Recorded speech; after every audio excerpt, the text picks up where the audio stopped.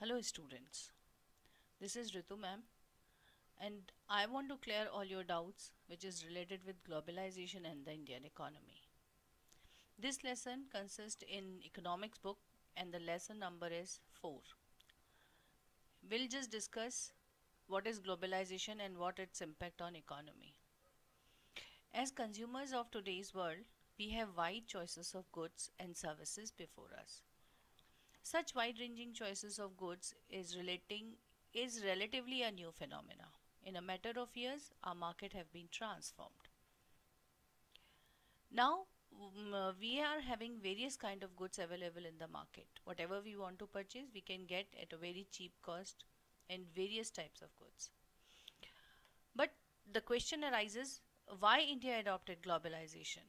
For this, we have to go back to our history. As we all know that India got its independence in 1947 but on the cost of partition and some other problems. The problems were overpopulation due to migration, unemployment, poverty and communal tension.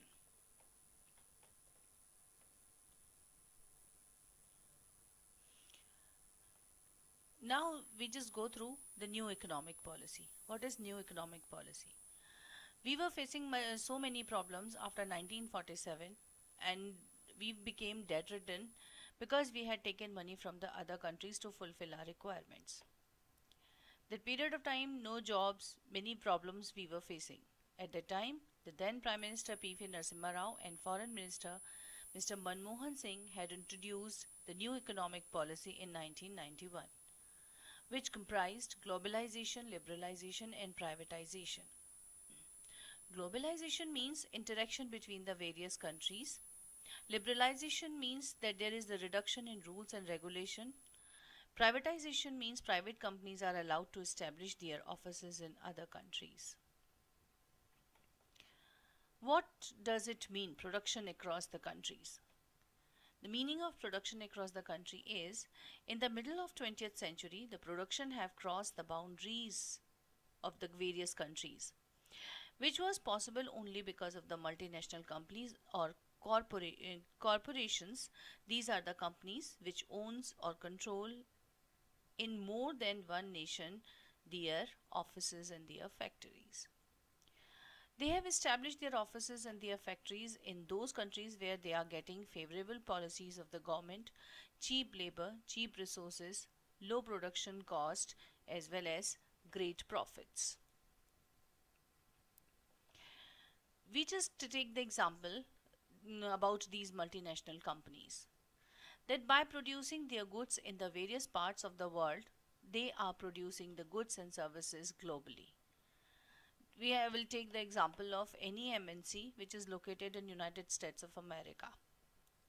It not only produces its good in its own country, but for that it take the help from other countries, such as we go through this China, Mexico and Eastern Europe and India. For that company, China provides cheap manufacturing locations. Mexico and Eastern Europe provide for that company closeness to the market. And if they want to sell their goods in Asia and any other part of the world, that India is the best location to provide skilled labor. By that, they are able to sell their products in all over the world. So like that way, these manufacturing companies take help from other countries also. Interlinking production across the countries. It means that MNCs set up their production units where we have discussed that cheap labor is available, cheap resources, favorable policies of government, great benefits and low production cost. For interlinking production, these companies buy assets such as land, building, machines, etc., which are called foreign investment. We will take the example for Mercedes Benz as well as Coca Cola. Coca Cola company has established its unit in India because all these facilities which I have already discussed with you, they are available in the market, and Coca Cola has invested in India. That is known as Coca Cola's foreign investment. These companies which come to any part of the world, means if they come to India, how they are doing investment. There are the two ways by which they are doing investment. First, MNCs provide money for additional investment buying new machines. They help the countries where they want to start their own business for purchasing the different kind of assets such as new machines, technologies, these kind of things. They provide land also. So like that way they just help the countries where they want to start their business. MNCs is spreading their production in various parts of the world or in various countries, by which they help in interlinking the countries as well as the dispersed location. It means that MNC has established its production unit in one part of the world and market in another part of the world and some other things in other part of the world. Like that way, they interlink the different parts of the world. Foreign trade creates an opportunity for the producers to reach beyond the domestic market. It means that I have given an example about United States. That United States, the company which is located in United States, it does not sell its goods in only United States of America, but because of globalization, it is able to send its good in any part of the world, as well as it is able to manufacture its goods in any part of the world. So it reach beyond the domestic market. Now, the chapter consists globalization, but actually what the globalization is. Globalization is a process of rapid integration of interaction between the countries. It means that now the countries are having very good business relations between them. We will take the example of India. Earlier, Indian government has put many restrictions on the exporters as well as the importers. Means there were export and import quota. The producers and consumers were not allowed to send the goods beyond the limit or import the good beyond the limit. But now, not like this. The countries, the whole world is just become a family. India can send its good to Europe, USA, Japan, or these countries also. Send their goods to India. So there is an interaction between the countries. In globalization, we are providing not only the goods, services, technologies, but various investment the other countries can do. They can come to the other countries and invest there.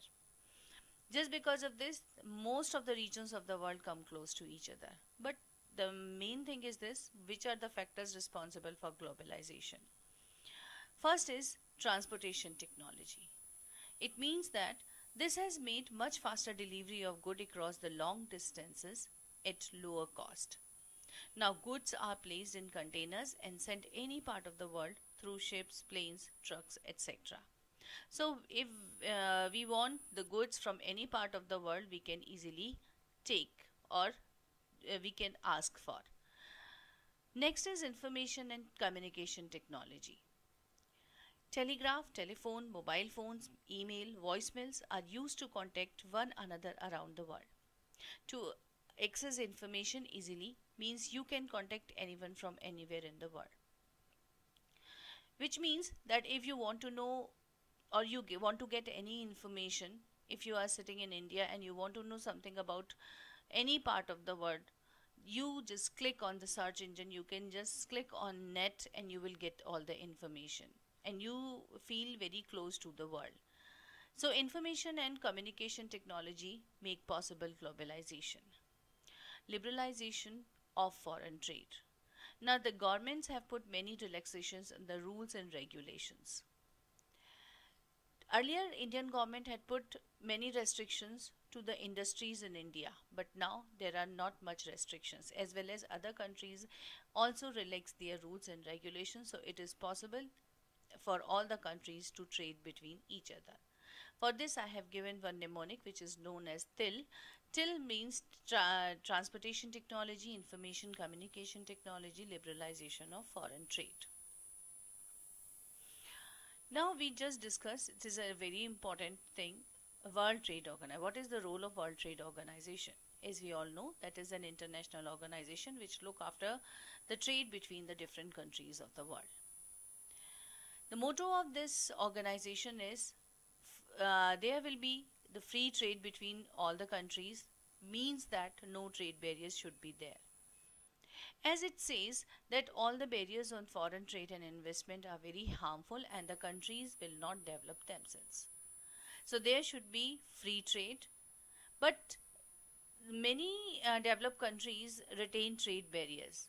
It means that they want to send their goods to the other parts of the world, but they don't want that the other countries will send their goods in their own countries, which is actually not good, and it is always objected by the developing country and underdeveloped countries. We can take an example from any other MNC. Suppose one MNC which is producing goods in its own country, it is a very well off country, it is a developed country, and send those goods to the other parts of the world or other countries which are known as developing and underdeveloped. By doing this, it flooded the market of these countries which are developed and underdeveloped. For that, these countries will suffer, or these producers will suffer. But if these developing countries and underdeveloped countries want to send their goods to that country where this MNC is there, that there are many trade barriers. So this is not the good policy, and we cannot say that this is a fair trade.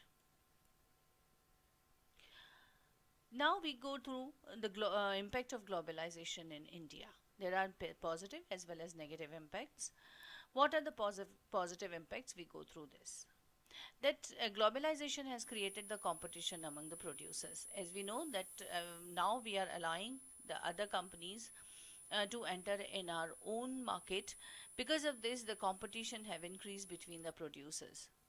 All the producers are producing various kinds of goods just to gain more and more profit, which is very good, or consumer section is benefited by this kind of competition between the producers, because the markets are flooded with various kind of goods. So these consumers have the great choices, improved quality of goods, and higher standard of living is there.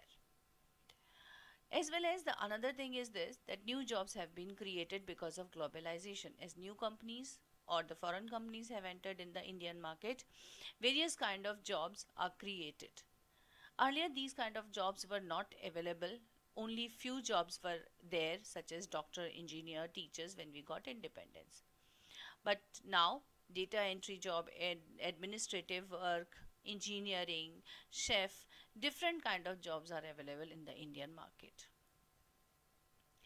Just to compete with these kind of companies, those who have entered in the Indian market, our Indian companies also have started using new technologies or improved technologies. Just because of this, they have raised their standard and now they become multinational companies. These companies are, I am going to give you a few examples, that is Tata Motors, Asian Paints, Renbexy, Infosys, etc.